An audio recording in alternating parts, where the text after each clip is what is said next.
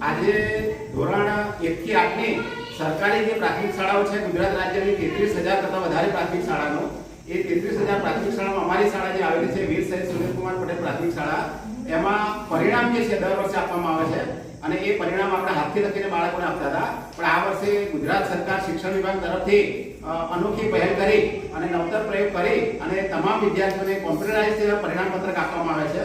અમે પણ અમારી શાળાના ભણતા 1 થી 8 ના તમામ બાળકોને આ કોમ્પ્યુટરાઇઝ પરિણામ પત્રક આપવાનો પ્રયાસ કર્યો છે અને એ પરિણામ પત્રક જોઈ અને અમે પણ ખુશ થયા છે, અમારા બાળકો પણ ખુશ થયા છે અને આ પરિણામ પત્રક જોઈ અને વાલીઓ પણ ખુશ થશે।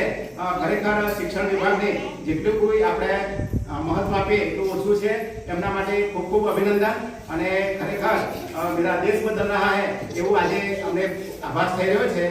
પરિણામ પત્રક સરસ મજાનું આપવા બદલ ગુજરાત સરકાર શિક્ષણ વિભાગનો જેટલો આભાર માને એટલો ઓછો છે। જય હિન્દ, જય ભારત। શાળામાંથી રિઝલ્ટ આપવામાં આવ્યું છે।